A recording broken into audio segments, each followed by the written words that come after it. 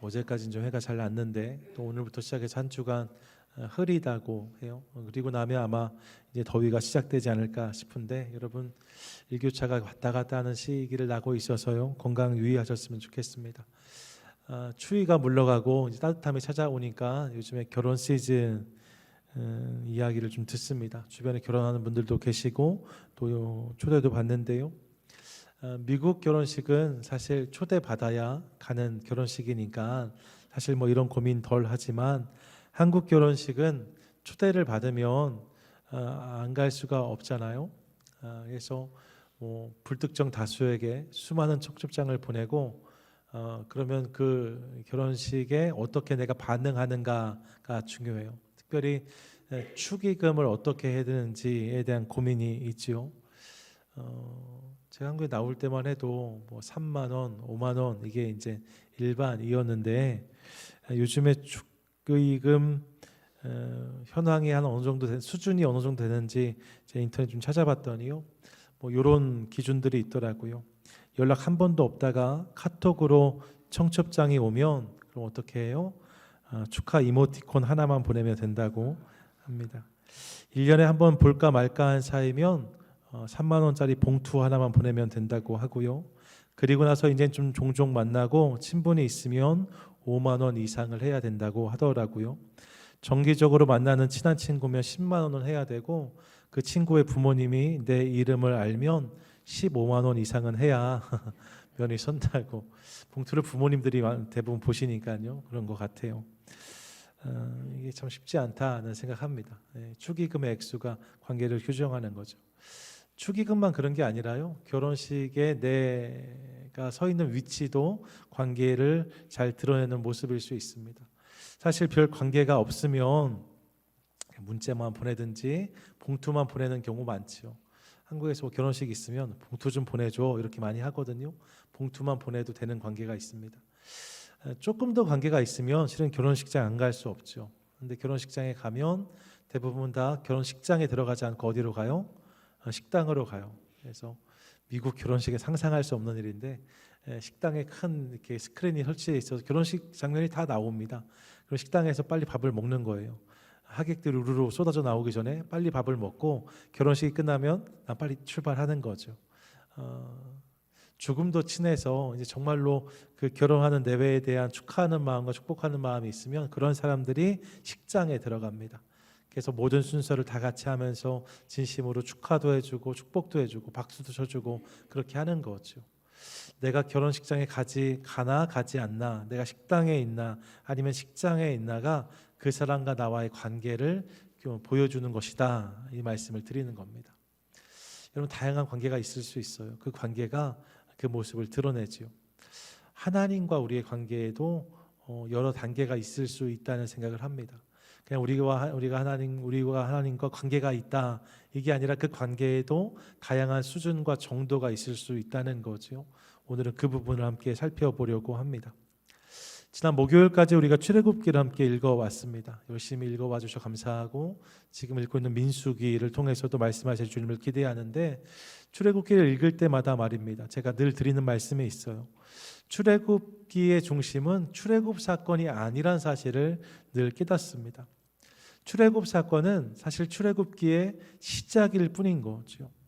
출애굽기에서 출애굽의 사건이 중요한 건 맞지만 사실 그 사건은 시작의 의미로 우리 가운데 소개되고, 출애굽기의 많은 분량은 출애굽 사건보다는 무엇을 다루고 있냐면 하나님 백성들을 향한 계명과 성막에 대한 말씀으로 채워지는 것을 봅니다. 실제로 19장에서 출애굽기 19장에서 하나님이 모세를 시내산으로 부르시고 그리고 하나님이 모세에게 계명과 성막에 대한 말씀을 주세요. 32장, 33장이 되면 잠깐 모세가 산 밑에 내려갔다 다시 올라오는데, 그리고 나서 또 34장부터 끝까지 이 성막에 대한 말씀이 이어지고 받은 말씀을 가지고 나와서 이제 그 성막을 짓는 것까지가 출애굽기의 내용이라고 할 수 있습니다. 성막이 뭐예요? 하나님을 만나는 장소잖아요. 그분과 관계하는 도구잖아요. 그러니까 이 성막에 대한 말씀이 계속 이어진다는 것은 하나님과 당신의 백성들 사이의 관계에 대해서 하나님이 계속 말씀하신다라고 이해할 수 있습니다. 여러분 이게 출애굽기의 대부분의 내용이에요. 출애굽기는 단순히 홍해가 갈라지고 만나를 먹은 사건을 기록하는 책이 아니라 그렇게 출애굽한 이스라엘 백성들이 하나님과 어떻게 관계를 맺으며 살아가야 되는지 이 부분에 관심이 있는 책이라는 거죠. 하나님의 관심이 그것을 향한다는 사실을 우리가 깨닫습니다. 여러분, 출애굽 사건은 끝이 아니라 시작이래요. 그리고 사실 출애굽의 여정은 출애굽 사건으로 시작으로 해서 하나님 백성이 되어져가는 과정이라고 할 수 있습니다. 그렇게 생각하면 우리도 마찬가지가 아닐까 하는 생각을 해봐요. 주일에 예배 올 때 말입니다. 어떤 분들은 예수를 믿기 위해서 나오시고 어떤 분들은 예수를 믿기 때문에 나오십니다. 비슷한 이야기 같지만 예수를 믿기 위해 나오는 사람과 예수를 믿기 때문에 나오는 사람은 전혀 다른 것입니다.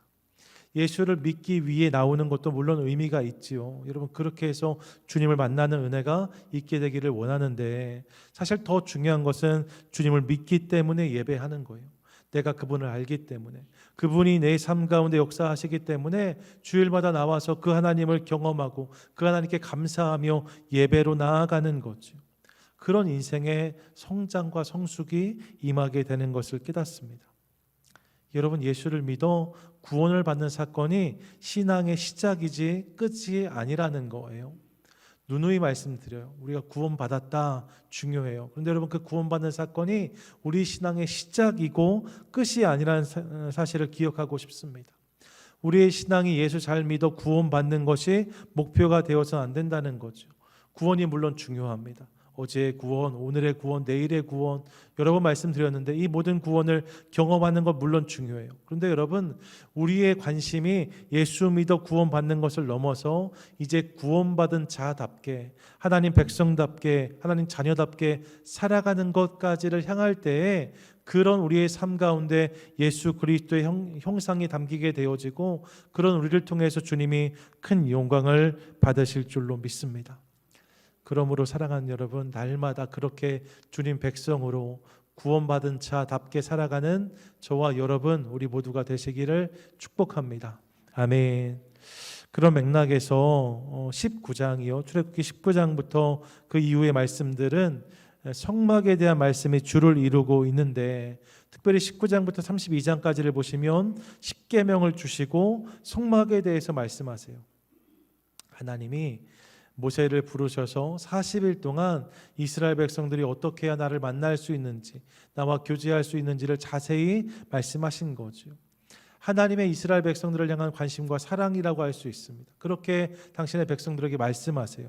그런데 이 시간 속에 말입니다, 시내산 아래에서는 엉뚱한 일이 벌어지고 있었음을 우리가 기억합니다. 어떤 일이에요? 금송아지 사건이에요. 함께 읽었던 본문의 내용이기도 하지요. 본문 1절을 보면 이렇게 기록하는데, 백성이 모세가 산에서 내려옴이 더디임을 보고 백성이 아론에게 이르러 말하되, 일어나라, 우리를 위하여 우리를 인도할 신을 만들라. 이 모세 곧 우리를 애굽 땅에서 인도하여 낸 사람은 어찌 되었는지 알지 못함이니라 라고 말하고 있습니다. 모세가 시내산에 올라갔고 이스라엘 백성들은 그 산에 올라갈 수 없는 상황 속에서 기다림의 시간이 길어지니까 이스라엘 백성들이 이를 견디지 못하고 있는 거죠. 여러분, 이스라엘 백성들이 애굽에 내려가서 400년을 머물다 나왔거든요. 그 400년을 하나님께서 기다리셨다가 정확한 때가 됐을 때 그 백성을 이제 출애굽시키신 게 하나님이신데, 하나님은 400년 동안 이스라엘 백성들을 생각하셨는데 이스라엘 백성들은 40일도 견디지 못해요. 그런 어리석은 저들의 모습을 보는 거죠. 40일도 견디지 못하고 하나님이 느껴지지 않으니, 모세가 보이지 않으니 이제 우리를 인도할 신을 만들라고 합니다. 하나님 아니어도 괜찮다는 거예요. 모세 없어도 괜찮다는 거예요. 우리를 인도할 지금 당장의 필요를 채워줄 신을 만들라고 말합니다. 저들이 아주 격분해서 왔던 것 같아요. 그래서 아론이 그 요구를 거절하지 못하고 이스라엘 진영 안에 있는 모든 금부치를 모아서 우상을 만들죠. 그 우상이 뭐예요? 그 우상이 금송아지입니다. 이런 기적 같은 하나님의 은혜로 저들이 여기까지 왔어요. 홍해가 갈라졌고 또 반석에서 물이 터져 나왔습니다. 구름 기둥과 불 기둥을 저들이 날마다 경험했습니다. 아침마다 주님께 주신 만나로 저들이 먹고 살아왔습니다. 그런데 순식간에 그 하나님을 버리고 다른 것을 섬기려 하는 저들의 모습을 봅니다. 이를 보면서 인간이 얼마나 연약하고 약한 존재인지를 실감합니다. 여러분, 하나님이 날마다 은혜를 주셔도 내가 그 은혜를 누리지 못하면, 내가 오늘 은혜가 없다 말하면 얼마든지 얼굴을 바꿀 수 있는 것이 사람인 것을 깨닫는 거죠. 금송아지를 만들어요. 그래서 이어지는 본문을 보시면 하나님이 이 일로 진노하십니다. 모세를 내려 보내시면서 이 백성들을 진멸하겠다 하세요. 다 없애버리겠다고 하십니다. 이제 모세 너를 통해서 새로운 민족을 세우겠다고 말씀하셨어요. 근데 모세가 이 일을 만류하죠. 하나님, 이 백성이 어떤 백성인데요? 하나님, 그러실 수 없습니다. 그렇게 하나님께 간청을 하고 모세가 헐레벌떡 내려왔는데, 내려와 보니까 정말로 이스라엘 백성들이 그렇게 하고 있는 거예요. 금송아지를 만들어 놓고 그 앞에서 춤을 추며 경배하고 있는 거죠. 모세가 너무나 실망스럽고 화가 많이 났습니다. 그래서 들고 온 두 돌판, 10계명이 쓰여있는 돌판을 그 자리에 던져서 다 깨뜨려 버립니다. 그리고 이스라엘 백성들을 책망하죠. 이제 징계합니다. 레위인들을 시켜서 칼로 치라고까지 이야기해요. 그런 일들이 벌어집니다. 여러분, 그렇게 저들이 금송아지 우상 만든 일을 회개합니다. 그리고 33장으로 넘어오면 하나님이 그런 이스라엘 백성들에게 오셔서 가나안으로 올라가라고 말씀하십니다.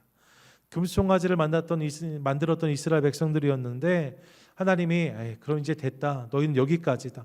너희 출애굽한 것까지 내가 도와줄 수 있는데 가나안은 없어. 이렇게 말씀하지 않으세요. 저들이 돌이키고 회개했더니 하나님이 다시 기회를 주신 것을 확인하지요. 가나안으로 올라가라고 말씀하십니다. 그런데 말입니다. 가나안으로 올라가라고 하시면서 한 가지 단서를 붙이시는데 이게 33장 3절의 말씀이에요. 같이 한번 읽겠습니다. 시작. 너희를 젖과 꿀이 흐르는 땅에 이르게 하려니와 나는 너희와 함께 올라가지 아니하리니 너희는 목이 곧은 백성인즉 내가 길에서 너희를 진멸할까 염려함이니라 하시니 아멘. 뭐라고 말씀하세요? 가나안으로 가라고 하세요. 앞뒤 본문을 보시면 내가 나의 사자를 보내어 너희를 가나안에 들어가게 하겠다라고 말씀하십니다. 그 땅의 거민들도 해결해 주겠다라고 말씀하세요. 가나안을 주시겠다고 하는 거죠. 하지만 내가 함께 가지는 않겠다라고 말씀하십니다. 내가 친히 가지 아니하리니 라고 말씀하세요. 내가 너희와 함께 가지 않겠다. 너희끼리 가라고 말씀하십니다. 가나안을 허락하긴 하시는데 그 가나안은 하나님 없는 가나안이라고 말씀하시는 거죠. 하나님 없는 가나안으로 너희가 갈 수 있다라고 말씀하신 거예요. 사실 가나안만 생각한다면 말입니다. 하나님의 이 제안은 결코 나쁜 것 같지 않습니다. 처음부터 이스라엘 백성들이 출애굽할 때 저들이 바랬던 것이 가나안 땅이었잖아요. 그러니까 가나안만 생각한다면 사실 얼마든지 하나님 감사합니다. 좀 아쉽지만 주님 같이 안 가신다고 하시니까 좀 아쉽지만 저희 빨리 가서 거기 자리를 잡을게요 하면서 올라갈 수 있는 상황이죠. 그럴 수 있었을지 몰라요. 그런데 모세는 이를 거절합니다. 그러면서 이렇게 말해요. 이게 33장 15절인데 함께 읽습니다. 시작. 모세가 여호와께 아뢰되 주께서 친히 가지 아니하시려거든 우리를 이곳에서 올려보내지 마옵소서. 아멘. 뭐라고 말합니까? 하나님 안 됩니다 라고 말합니다. 하나님 없는 가나안은 아무 의미가 없습니다 라고 말해요. 가나안보다 하나님이 더 중요합니다 라고 말하는 거죠. 이게 모세의 고백이에요.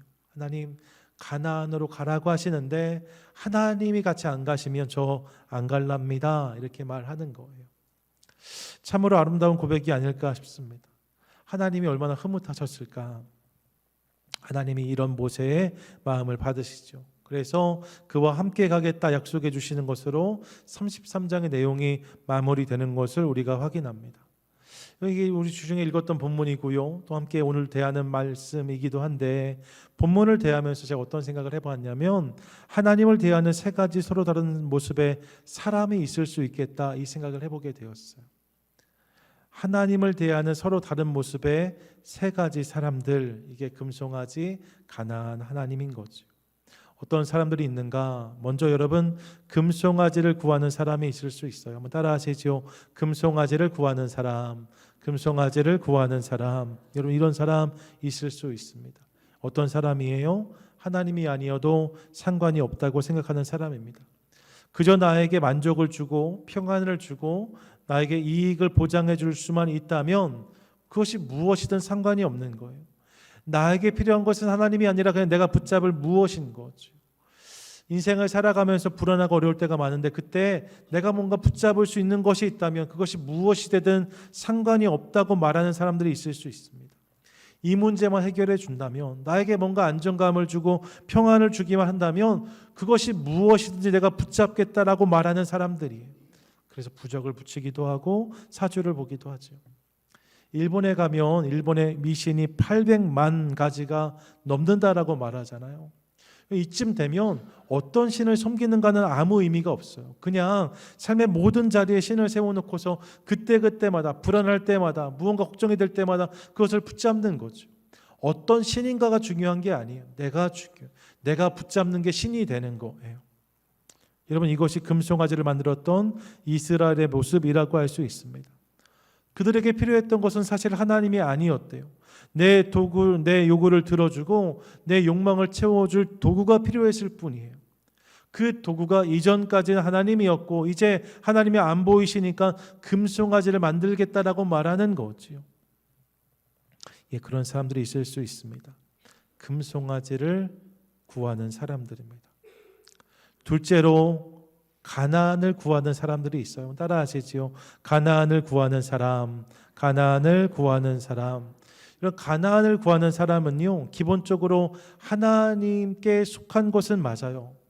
다른 곳에 기웃기웃하지 않고 하나님이 약속하신 것을 바라는 것이 맞습니다. 그런데 여러분, 거기까지예요. 사실 이들이 바라는 것은 하나님이 아니라 하나님이 주시는 가나안입니다. 그래서 그들의 관심은 항상 가나안을 향해요. 하나님을 믿는다 하지만 하나님께는 사실 큰 관심이 없습니다. 하나님이 주시는 가나안이 제일 중요한 거죠. 가나안만 주어지면 그것으로 충분하다고 합니다. 그러니까 반대로 말하면 가나안이 나에게 주어지지 않으면 의심하고 불안해하고 원망합니다. 이런 모습이 있을 수 있어요. 하나님을 믿는데 하나님을 믿는 목적이 다른 데 있는 거죠. 그래서 그것이 내 삶 가운데 주어지지 않으면 다른 신을 찾진 않지만 불안해해요. 무언가 두려워해요. 불신해요. 신뢰하지 않아요. 불순종해요. 그분의 말씀을 듣지 않아요. 그러면서 내가 원하는 것을 주실 때까지 하나님 가나안이라고 했잖아요. 그거 주셔야지요 라고 말하는 모습이 있을 수 있다는 거예요. 이런 사람을 하나님의 손만을 구하는 사람이라고 정의하고 싶습니다. 하나님께 관심이 없어요. 하나님을 찾지만 그분의 얼굴이 아니라 그분의 손에만 관심이 있는 거죠. 그분의 손이 나에게 무엇을 주시는가, 그분의 손에 무엇이 들려 있는가, 이것만 보는 사람들이 있을 수 있습니다. 예, 가나안을 구하는 사람들의 모습이라고 할 수 있어요. 셋째로 여러분, 하나님을 구하는 사람이 있습니다. 한번 따라 하시지요. 하나님을 구하는 사람, 하나님을 구하는 사람. 이들이 누구냐? 여러분, 앞서 가나안을 구하는 사람들이 하나님의 손을 구하는 사람이라고 말씀드렸는데 하나님을 구하는 사람들은 하나님의 얼굴을 구하는 자다라고 말씀드릴 수 있습니다. 그분의 손에 무엇이 들려있든지 상관하지 않아요. 그분의 얼굴을 보면 그걸로 충분한 거죠. 모세가 그런 것 같아요. 다른 신을 찾지 않습니다. 가나안을 주시겠다고 말하는데 그것도 고사합니다. 그러면서 주님이 함께 가지 않으시면 나는 움직이지 않겠다라고 말합니다. 하나님, 가나안보다 하나님이 더 좋습니다. 가나안보다 나는 하나님이 더 중요합니다라고 말하는 게 모세의 고백이죠. 여러분, 이게 하나님의 얼굴을 구하는 인생의 모습이에요. 그분이 나에게 무엇을 주시는지가 중요하지 않아요. 그분이 중요해요. 내가 그분이 무엇을 주시지 않을 때에도, 그분이 나에게 무언가 말씀하시지 않아도 상관없어요. 왜요? 그분이 보이기 때문에. 그것으로 충분하고 그것으로 기뻐하는 인생이 하나님을 구하는 사람의 모습이라고 할 수 있습니다. 모세가 그랬다는 거예요. 조금 더 실제적인 예를 들어보면 할아버지 할머니들이 우리 교회 많이 계신데 그 할아버지 할머니를 대하는 손주들의 모습을 떠올려 보면 좀 쉬운 이해가 되지 않을까 싶습니다. 그런 아이가 있는데 말입니다. 금송아지를 구하는 사람의 모습은 이런 거죠. 나에게 선물을 주는 사람이면 그 사람이 최고 좋아요. 할아버지 할머니도 상관없어요. 할아버지 할머니가 내 옆에 있다고 해도 나에게 선물 사준다는 사람이 있으면 그냥 뒤도 돌아보지 않고 달려가요. 원선아 불러도 돌아보지 않아요. 할아버지 할머니가 중요한 게 아니에요. 나에게 주어지는 선물이 중요해요. 그래서 그것만 쫓고 그렇게 나에게 원하는 것을 채워주는 사람을 최고다라고 말하는 아이, 금송아지를 구하는 사람의 모습이라고 할 수 있습니다. 그런가 하면 할아버지 할머니가 좋다고 말은 하는데 할아버지 할머니를 볼 때마다 손만 보는 아이들이 있을 수 있어요. 그래서 할아버지 할머니하고 얘기하고 연락이 되면 맨날 뭐 사줄 거냐고만 물어봐요. 선물은 뭐가 있냐, 할아버지 할머니 오시면 뭐 해줄 거냐, 이렇게 말하니까 저희 집 얘기 같은데 맨날 이렇게 말하는 아이들이 있을 수 있는 거죠. 선물이 없으면 삐져요. 무언가 줬는데 마음에 안 들면 토라져요. 말도 잘하지 않아요.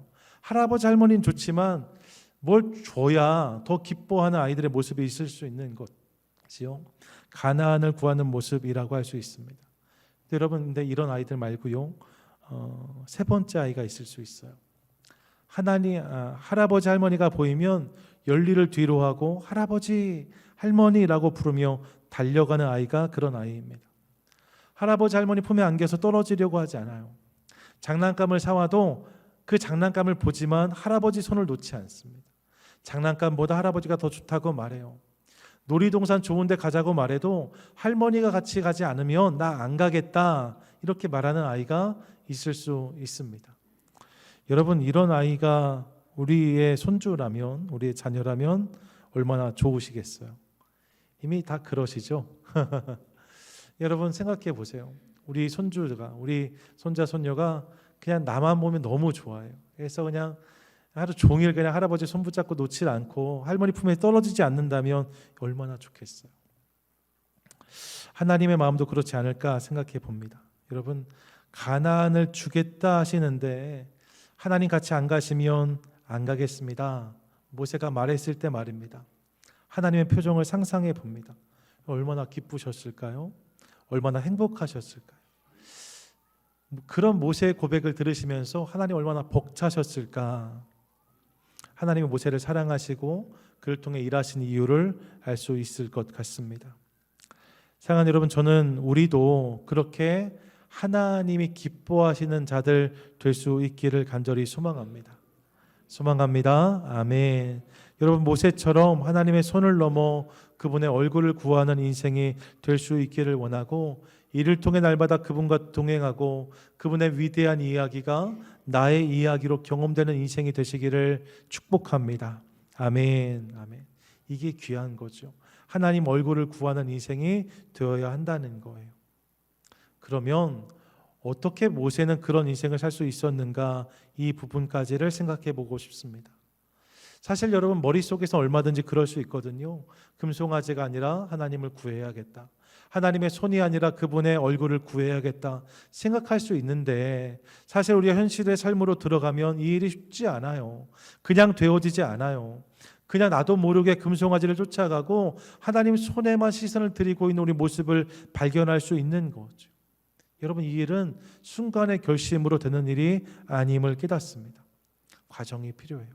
그럼 모세에게 어떤 과정이 있었는가 우리가 보기를 원하는데, 먼저 여러분, 모세에게는 하나님과의 만남이 있었어요. 뭐가 있었다고요? 하나님과의 만남이 있었습니다. 생각해 보시면 여러분, 오늘 하나님의 얼굴을 간절히 구하는 모세를 우리가 보는데, 그가 처음부터 그랬던 것은 아니에요. 그 하나님을 잘 모르는 인생을 살았고, 하나님께서 그를 찾아오셔서 불붙은 떨기나무에서 그를 부르셨을 때에도 하나님 함께 가신다음에도 불구하고 나는 못 가겠습니다라고 말했어요. 이게 모세의 모습이었습니다. 그런데 하나님이 그런 모세를 찾아오셨고 거듭해서 그를 만나 주십니다. 내 인생에 찾아오셔 말 걸어오시는 하나님을 모세가 만난 거죠. 그리고 그 하나님께 작고 혹은 큰 순종을 드림으로 그분을 경험하기 시작해요. 그분과의 만남을 통해서 그분에 대한 경험이 쌓이기 시작하는 거죠. 그분의 말씀에 귀를 기울이고 그 말씀대로 행하는 것을 통하여서 그분이 어떤 일을 행하시는지를 경험하기 시작합니다. 이를 통해서 모세의 삶 가운데 하나님과의 관계가 시작되는 것을 우리가 보게 되어져요. 여러분, 그분과의 만남이 있어야 돼요. 그분과의 만남이 있어야 그분의 얼굴을 구할 수 있어요. 하나님과 만나지도 않고 그분의 얼굴을 구한다는 것은 어려운 일입니다. 교회를 오랫동안 다니는 것 물론 중요하지만 사랑하는 여러분, 저와 여러분 우리 모두가 하나님과의 만남이 있는 인생이 되실 수 있기를 축복합니다. 그분과 만나는 게 중요한 거예요. 그분에 대한 경험이 있어야 되는 거죠. 그 경험이 있을 때 그분과의 관계가 시작된다는 것을 기억하고 싶습니다. 나아가 여러분이 만남이 있다면 이제 그 만남이 사귀면서 모세가 하나님과 사귐이 있는 인생이 된 것을 또한 깨닫습니다. 항상 저가 하나님을 찾고 구하는 자가 된 거지요. 출애굽기 33장 8절과 9절을 보세요. 이렇게 말씀하는데 같이 읽겠습니다. 시작. 모세가 회막으로 나아갈 때에는 백성이 다 일어나 자기 장막문에 서서 모세가 회막에 들어가기까지 바라보며 모세가 회막에 들어갈 때에 구름 기둥이 내려 회막문에 서며 여호와께서 모세와 말씀하시니. 여러분, 무슨 일이 있을 때마다 모세가 하나님께 달려갔음을 알 수 있습니다. 하나님께 나아갔어요. 그리고 그분을 만났다라고 성경 기록하고 있습니다. 그분께 나아갈 때마다 그분이 찾아오셨고 그런 교제가 저들 안에 일어났다는 거예요. 하나님이 모세와 함께 말씀하셨다라고 성경이 말씀하고 심지어 11절은 이렇게 기록하는데요. 11절 전반절 함께 읽습니다. 시작. 사람이 자기의 친구와 이야기함 같이 여호와께서도 모세와 대면하여 말씀하시며. 여러분, 성경 전체에서 말입니다. 하나님과의 관계를 이렇게 구체적으로 아름답게 그린 본문이 없습니다. 모세가 이런 관계를 누렸대요. 하나님과 모세가 어떤 관계를 경험했는가? 사람이 자기의 친구와 이야기함 같이 하나님을 경험했다라고 말씀하고 있습니다. 이 하나님과의 사귐이 모세의 삶 가운데 있었다는 거예요. 깊은 사귐이 있는 거죠. 만남이 지속되면서 사귐이 된 거예요. 전 저와 여러분의 삶 가운데도 이런 하나님과의 사귐이 있게 되기를 간절히 소망합니다. 아멘. 만남에 만족하는 것이 아니라 사귐으로 나아가는 거죠. 우리가 10년 전에 20년 전에 한번 봤던 사람들 있잖아요. 한번 만났던 사람들 말입니다. 그 사람들 우리가 알아요. 하지만 그 만남이 큰 영향이 되지 못하죠. 근데 하나님과의 만남도 그런 분들 계실 수 있어요. 내가 10년 전에 주님 만났다. 20년 전에 주님 만났다. 내가 예수를 처음 만날 때 그분을 내가 만났다. 그 만남이 내 신앙의 전부라면 그것은 아쉬울 수 있습니다. 여러분, 주님 우리를 만남의 자리에서 사귐의 자리로 초대하세요. 항상 그분을 경험하고 그분과 더불어 사는 삶 말입니다. 학창 시절에 그런 친구들 있으셨잖아요. 어떤 친구요? 화장실 갈 때도 같이 가고, 밥 먹으러 갈 때도 같이 가고, 도서관 갈 때도, 양호실 갈 때도 아프지 않은데 같이 가자고 말하는 친구들 말입니다. 어디 가나 같이 갔던 친구들이 있었어요. 그게 사귐인 거죠. 하나님이 그 관계로 우리를 초대하세요. 한 번만 만나고 많은 관계가 아니라 그분과 이 만남이 지속되면서 그분을 풍성히 경험하는 삶으로 우리를 초대하신다는 거죠. 예, 여러분, 그런 모세를 기억하며 하나님 우리 삶 가운데도 그런 사귐이 있기를 원합니다. 기도하고 응답받는 저와 여러분 되시기를 축복합니다. 아멘. 그리고 여러분, 이 사귐을 통해서 모세가 경험했던 은혜가 있어요. 그것이 무엇인가? 하나님을 누림입니다. 이 사귐이 모세의 삶 가운데 하나님을 누림의 은혜로 이어지는 것을 봐요. 33장 17절인데 하나님 이렇게 말씀하시거든요. 함께 읽습니다. 시작. 여호와께서 모세에게 이르시되 내가 말하는 이 일도 내가 하리니 너는 내 목전에 은총을 입었고 내가 이름으로도 너를 알미니라. 아멘. 뭐라고 말씀하요? 하나님이 모세의 말을 들으시고 그 삶 가운데 일하셨다라고 기록하고 있습니다. 모세를 위해서 하나님이 무언가 계속 하기를 원하셨다는 거예요. 뒤에 보면 하나님이 내가 이름으로도 너를 안다라고 말씀하세요. 하나님과 이미 만났고 사귐이 있는데 이름을 안다는 말씀이 무엇일까 좀 의아하죠. 하지만 여러분, 구약에서 이름은 그 사람 자체를 의미합니다. 그 사람의 정체성이고 그 사람의 마음이고 그 사람의 중심이라고 할 수 있어요. 내가 너의 모든 것을 다 안다는 거예요. 내가 모세 너의 전부를 안다라고 말씀하시는 거죠. 그 모든 것을 아심으로 모세를 위해서 일하시는 하나님을 우리가 깨닫습니다. 뭐예요? 모세와 하나님 사이에 깊은 사귐이 있으므로 이제 모세가 하나님을 누리는 자가 되었다는 거예요. 삶의 모든 자리들 속에서 나를 위해 일하시는 그 하나님을 경험하고 발견하고 깨닫는 인생을 살 수 있게 되었다는 거죠. 이 사귐이 누림이 된 곳입니다. 저는 우리 삶에도 이 누림이 있을 수 있기를 간절히 소망합니다. 그분이 나를 아시고 나를 들으신다는 확신 때문에 삶의 모든 자리에서 하나님이 발견되는 감격이 있어지기를 원해요. 여러분, 내가 살아가다가 문득문득 순간순간마다 하나님이 나를 위해 이렇게 일하셨구나, 하나님이 이렇게 내 삶 가운데 역사하셨구나, 그런 은혜가 있게 되기를 원합니다. 하나님을 깨달아가는 거죠. 하나님을 발견해가는 거죠. 삶의 구석구석 작은 곳에서도 말입니다. 그런 누림이 있을 때 우리의 삶의 모든 지경은 그분의 이야기가 되게 될 줄로 믿습니다. 아멘. 하나님을 만나 그분을 경험하고 그 만남을 계속함으로 깊은 사귐으로 나아가며 그 사귐을 통하여서 하나님을 누리는 삶을 살았던 자가 모세였대요. 이 만남, 사귐, 누림이 있으니까 모세는 금송아지를 넘고 가나안을 넘어 하나님만 바라는 인생을 살 수 있었다라고 성경이 말씀하고 있습니다. 동일한 은혜가 우리 삶 가운데도 있기를 간절히 원합니다. 여러분, 하나님과의 만남을 누리는 성도 되시기를 축복합니다.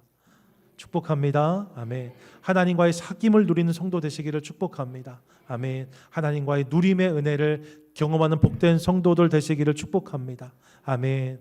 만남, 사귐, 누림, 이를 통하여서 우리 삶의 모든 자리에서 그분을 더 풍성히 경험하는 복된 성도들 되시기를 원해요. 이런 맥락에서 그런 인생을 살았던 한 사람을 소개하고 본문을 마무리하려고 하는데, 전에도 드렸던 말씀이에요. 사도 요한의 제자로 알려지는 서머나 교회를 목회했던 교부 폴리캅이 있습니다. 이 폴리캅이 초기 교회의 교부들 중 하나인데요, 기독교에 대한 박해가 극심해졌을 때 무장한 병사들이 그를 체포하려고 왔어요. 잡혀가면 여러분 틀림없지요, 순교당할 수밖에 없는 상황입니다. 큰 위기에 저가 놓인 거예요. 그런데 폴리캅은 차분하게 자기에게 온 병사들에게 음식과 마실 것을 제공하고 잠깐 기도할 시간을 달라고 부탁합니다. 그리고 잠깐 기도하고 그들을 따라 나섰다라고 교회 역사가 그의 마지막을 기록하죠. 이 죽음을 향해 가는 거예요. 순교당할 자리로 가는 겁니다. 그런데 당시 서머나 지역의 총독은 스타티우스라고 해서 이 폴리캅하고 어렸을 때부터 함께 자랐던 친한 친구였다고 알려집니다. 그 스타티우스 입장에서는 폴리캅이 이제 순교한다는 것이 너무나 속이 상하고 안타까운 거죠. 그래서 순교당하기 직전에 있는 폴리캅을 이 스타티우스가 따로 찾아갑니다. 그리고 그에게 이렇게 말해요. 친구여, 예수를 한 번만 부인하게, 황제의 신상에 한 번만 절을 하게, 그러면 자네를 살려줄 수 있다네, 이렇게 말했어요. 친구의 마음인 거죠. 예수를 한 번만 부인하면, 황제 신상에 한 번만 절하면 살 수 있다라고 말해 주었어요. 이때 폴리캅이 그에게 했던 말은 너무나 유명합니다. 이런 거죠. 친구여, 우리 주님은 지난 86년 동안 한 번도 나를 모른다 하지 않으셨는데, 근데 어찌 내가 그런 주님을 모른다 할 수 있겠는가? 그 주님이 지난 86년 동안 항상 나를 아신다 하셨고 나와 사귀어 주셨고 나는 그분을 누리며 살아왔는데 삶의 마지막 순간에 내가 어찌 그런 주님을 모른다 할 수 있겠는가? 이게 폴리캅의 고백이었다는 거예요. 그의 삶 가운데 이 은혜가 있는 것을 보게 되죠.